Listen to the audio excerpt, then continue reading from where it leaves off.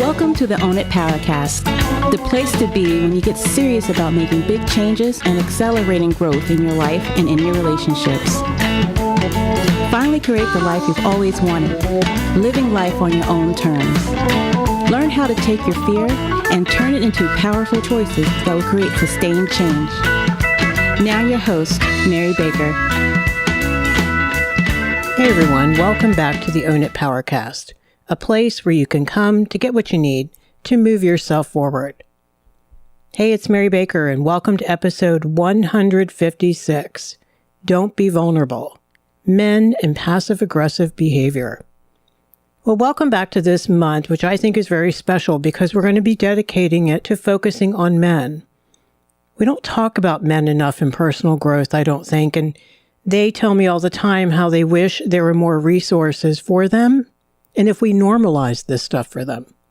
So we're going to get into the topics that I hope will be helpful this month for men to focus on and for the rest of us to be able to support them in the best way. Well, today I want to focus on one of the consequences, I think, of not allowing men to share their feelings or to be more assertive, because it doesn't therefore allow them to be healthy partners in their relationships, or even on a deeper level, to be as authentic as they could be. From the website goodmenproject.com, I think is a really powerful quote, and it says, "Not vulnerably sharing is death to emotional intimacy in a relationship, which amounts to inauthentic relating. Not only does inauthenticity impair loving connection in a relationship, but in sex, friendships, your relationship with yourself, and in all the little moments of time in your life," end quote. The inauthenticity comes from disowning parts of ourselves, and we talk about that here on the show all the time because it's so important. It means going through life and interacting in indirect ways, not assertive ways. To me, oftentimes, indirect behavior translates into passive-aggressive behavior. So men acting out when they're upset or when confronted, men not asking for what they need, not saying no when necessary in a healthy way. Passive-aggressive behavior such as defensiveness and lots of avoidance, which can play out in a million different ways. Now, of course, women can suffer from all these too, but I want to focus on men in this episode if we could. Because when I work with relationships, I run into this all the time. What it amounts to is what I call emotional immaturity. And I know that sounds like a harsh term because it is. What that looks like in the moment is men not taking responsibility for their feelings, for what they believe, their thoughts, their choices, and actions. Instead, they do the divert, distract, defend, or deny game. And some of this, yes, can lean towards manipulation and toxic behavior. And we've talked about that here before. It's a continuum, guys. You have to figure out where you are on the line. And if you have a man in your life, you have to figure out where he is. Is it that toxic, or is he just struggling and afraid? Because remember, passive-aggressive behavior and avoidance is all fear-based. It's all avoiding the outcome, trying to prevent an outcome, walking around an outcome. So distracting looks like he can say to her, "Well, that's BS. I never said that. You're crazy." So he just shames her back because he is confronted. He gets really defensive and he wants to turn it back on her instead of saying, "Wow, I didn't realize I said it like that," or "You're right. That was shitty. I'm sorry." Divert. When confronted about needing them to help with the dishes, let's say, they say things like, "Well, you never pick up your stuff at night." Or, "I can't believe you don't trust me to take the trash out." As opposed to, "You're right, I have not been helping with the dishes lately. And it must be hard to have trust in me to partner and take ownership of all the things we have going on in this house." A way we can deny is silence. This is what I don't think we pay enough attention to because it's an omission. You don't see it. What does that look like? Well, they don't even honor what you just said. A denial of how they feel, what you feel and need, everything. It feels crazy making because it is. It's as if you never said what you just said, especially if you're bringing up something really important to the man in your life. And you're frustrated, you're hurt, you're scared. You're looking forward to, you want to know what's going on for him, and you want empathy for what's going on for you. The silence makes it seem like you should never have said that. It's a way to teach you, quote unquote, to not bring things up. In essence, it's not allowing you, the other person, to have your feelings. You can't confront them in a healthy way. You can't ask for what you need or set a boundary. That's not okay. That's really unhealthy. You can't have a healthy relationship unless you can do these things, that both people are able to do these things. It's just not possible. And why do they divert, distract, defend, or deny? Because they can't do these things themselves. They have to resort to passive-aggressive behavior because it's what they were taught, and it is how they learned how to cope. It's how they avoid judgment, avoid shame, and avoid conflict. All of it is underneath of that, right? Avoiding abandonment. Even the emotional abandonment and the lack of approval. We talked about David Wexler last week, and what he found in his research is, again, for men who didn't have or don't have a great relationship with their dad and don't have a great history of feeling approved of, and the dad was proud of them and liked who they were, that the partner in their life today holds up the same mirror without even realizing it. And God forbid there should be any confrontation that he missed a spot or did something wrong. So it's to avoid the shame that he will get defensive or nasty or shut down and withdraw. The other thing he's not doing is initiating. This is the same guy who's also avoiding conflict by not asking her for what he needs proactively. In ways like, hey, I need you to help with the dishes more. Or I'd like us to talk about the budget. Or let's talk about refinancing, or how we're parenting the kids, or how we're taking care of our relationship. He's not bringing things up. He doesn't dare. He learned a long time ago to avoid the wrath of probably dad, not always dad. Sometimes mom's disapproval and emotional manipulation is what he's avoiding. When you bring things up, when you initiate, when you ask for it, you take a risk. That is vulnerable behavior. Assertiveness is vulnerable. And men struggle to connect vulnerably. They're getting better and better, which is wonderful, but is still something we need to work on. They often clam up, they stomp out of the room, they hide out, they may go do something physical, or they may leak it out sideways by getting upset about small things that don't really matter. They'll get caught up in something in an addictive way, like a video game or a project or something going on at work. Their partners often complain that they can't connect with him because he isn't sharing how he feels outside of acting out. He perhaps is too compliant, saying yes to whatever the other person wants. He's not negotiating, that's for sure. He's not setting limits in a healthy way. He's not saying, I'm really tired tonight, but I can get that done tomorrow. And he's not offering opinions that could risk conflict with them. And this isn't just in heterosexual relationships. Very similar dynamics abound in other relationships as well. Working with both over the years, I don't see a lot of differences. There's some nuances. There's some socialization that might be different. But at the end of the day, unhealthy dynamics are unhealthy dynamics.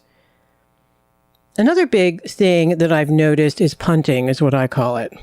Punting the ball.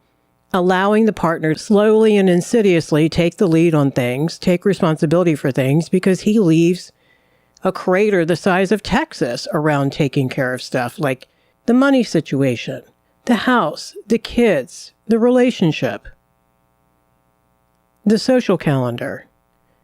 So it's typically she or someone who takes more of a feminine role in the relationship begins to codependently parent him. Of course, they nag, they question, they beg, they put up with, they confront, and they take care of it instead. Not okay. We don't get into relationships to be alone, remember? All of this behavior is the avoidance of responsibility, because taking it would mean the possibility of conflict, which I think they've spent years avoiding. That means they cannot be emotionally honest with themselves or with you. They can't ask for what they need or set a limit.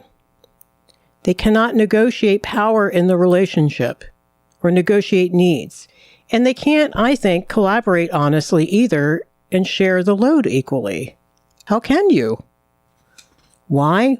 Well, like we talked about last week, growing up with emotionally unsafe caregivers who had control issues usually.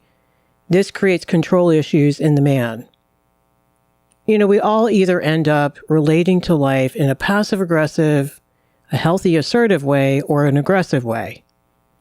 Most passive-aggressive men will vacillate between passive and then aggressive after they've stockpiled and detonated enough dynamite of resentment to create another Grand Canyon. So they stuff it, and they stuff it, and they stuff it, and then they blow up. Why? Because taking care of yourself along the way, being assertive, is risky and vulnerable. And you could be shamed or ridiculed. And usually that's what happened growing up, like we just talked about a moment ago. The shame. Growing up, they were either shamed outright or made to feel bad about what he felt, what he needed, what he wanted, what he didn't want. Maybe there was no mirroring for that at all, especially if dad couldn't do that. And he was looking in dad's mirror the most with the male figures in his life. Even the females in his life maybe even subconsciously wanted him to suck it up and not be a crybaby. Maybe there were blurred emotional boundaries. Maybe he felt responsible for mom's tears or dad's rage or dad's lack of approval or lack of big brother's approval. And dad's modeling of how to avoid feelings, of acting out when stressed out perhaps. Maybe he didn't see any modeling of a healthy partner. So instead, he had to resort to moodiness, not being able to handle stress well, and he didn't learn how to be proactive or boundary-based. So here's a quick case study to kind of put into perspective what I'm talking about here. So Joe is a 39-year-old married man with 2 kids, a 9-year-old boy and a 7-year-old girl he loves dearly. He and his partner Jan have been together about 11 years and have a house together. When she met Joe, she found him to be kind and caring, a little bit quiet, but was easygoing. And she liked that, since she herself was such a go-getter, so they balanced each other. So she thought. In fact, looking back, she realizes she is usually the only one to raise an issue. How she feels like she is responsible for all the thought load about how to pay the bills, take care of the kids, the yard, keeping up the house, what they're doing for holidays and birthdays, etc. She does all the planning.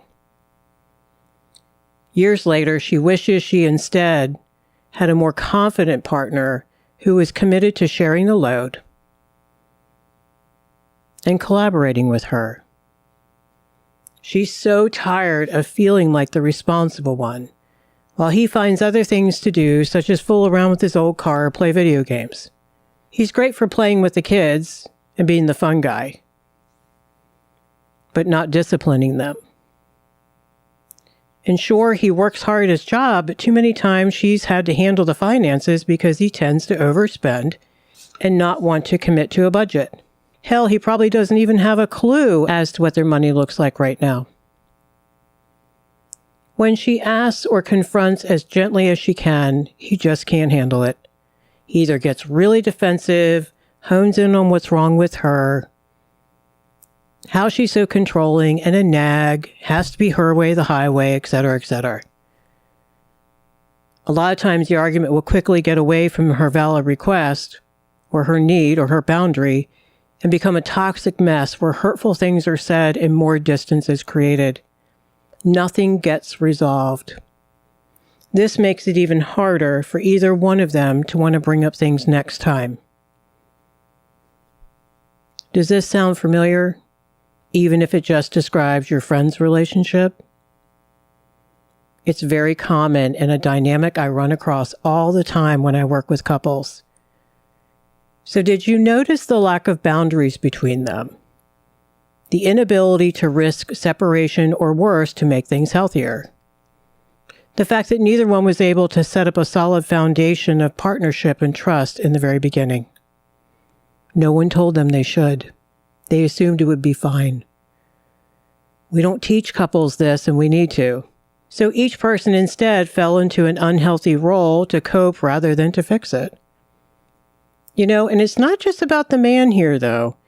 In her article about what kind of woman marries the passive-aggressive man, Kathy Meyer writes, it takes a special kind of woman to choose and marry a passive-aggressive man. The woman who marries the passive-aggressive man was taught in her family of origin to accept a high level of frustration for a minimal level of love and caring, end quote. Wow. To set her sights lower than what she needed, and what they both needed really for a healthy relationship. She goes on to say that woman who, in dealing with her own issues, is attracted to the walking wounded. That woman who goes above and beyond when it comes to making a relationship work. And she will continue to attract passive-aggressive men until she realizes that, as an adult woman, she has the ability to limit how much damage another person can do in her life. Being loved should never mean turning yourself inside out for anyone. Being loved means knowing when to set boundaries, knowing your own worth, and if need be, walking away from a man who does nothing but withdraw and withhold what you desire, end quote. It doesn't necessarily have to be a woman. It could be a person in a relationship with someone where they settle for less than what they need. So when I work with these folks, there are a few places I learned to start with in order to have any success. First, he, the man, needs individual therapy or coaching and lots of learning around healing old wounds to his self-esteem and finding ways to become healthier. He has to work on labeling and expressing his feelings and in safe ways with her and others. He's got to work on being more emotionally available in the moment and not run from it. To walk back in the room and say, I heard you. I'm sorry I hurt your feelings. I'm sorry I was late. You're right. You're not crazy. I struggle with this. I'm working on my avoidance. Showing them that he can take responsibility. He can detach with love. He can show empathy. For himself first, for his own childhood pain, and for the person in front of him. And the kids. And essentially to actually like who he is becoming, to be more assertive and have his own voice in the room. I love when I see that transition happen. When his voice and his authenticity is just so real and it's really wonderful. Second, she, or the other partner, has got to work on their fear of setting firm limits, of letting go of the need to control and rescue rather than face the reality, to stop parenting him and allow him to step up. It means no telling him how to wash dishes or how to be a dad.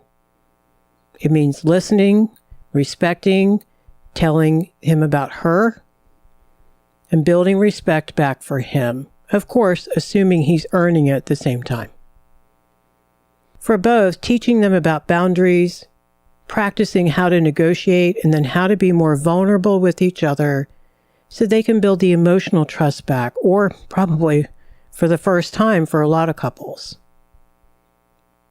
It is doable work. I watch people do it all the time. And men have so much untapped power in relationships. I notice that in typical fashion, women are the ones who seek out therapy first. Not all the time. That's starting to change a little bit. But It is when men start picking up the books, start going to therapy, start checking out coaching, start working on their behavior, start sharing their heart with other men who can hear them, everything changes. It's pretty amazing. But there has to be internal work first. There has to be individual work. A lot of men, I notice, like to hide in relationship counseling because they're terrified of doing the individual work, and it's understandable. No one wants to open the can. None of us do. We don't, but we know we need to. How can you have empathy for your partner or your child or your mom if you don't have it for yourself? Because we, as a society, have told you to suck it up and stuff your feelings.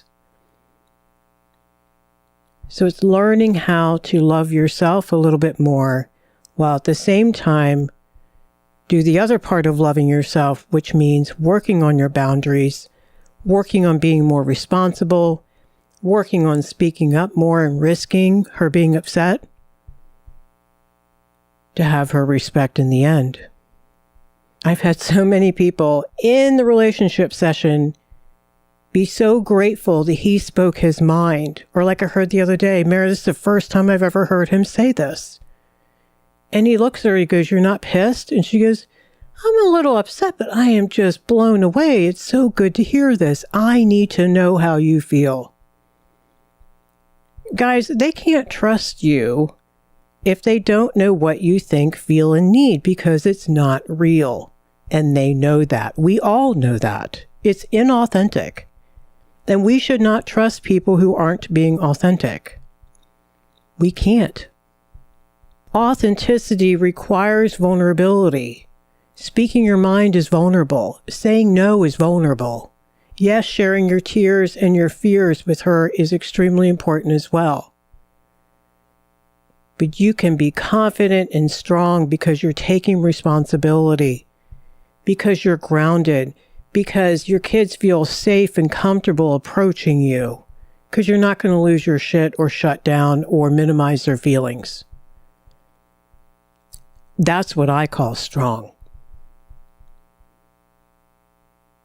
So today we focused on how men's childhoods can set them up to avoid vulnerability, and instead to cope via passive-aggressive behaviors to stay away from judgment and conflict.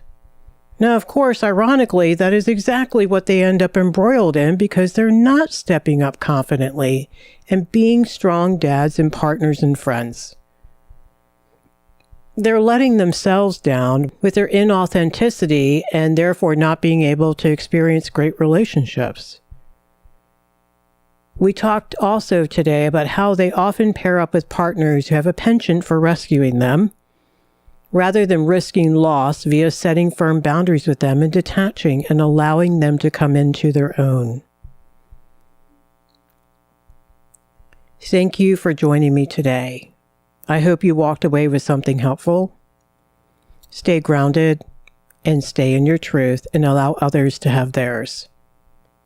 Find something good this week. I know it's hard, guys. Find it. Be it. If you get the newsletter already, pass it around. You can also find the podcast on Alexa, on Amazon Music. All right, so pay it forward, keep focusing on you, and I'll see you next time. We hope you took away some useful insights and tools you can begin using right away. If you did, please leave a positive review and share on your social media. Because could you imagine if everyone in your life really got it together? Remember, own it now, so you can really own it later.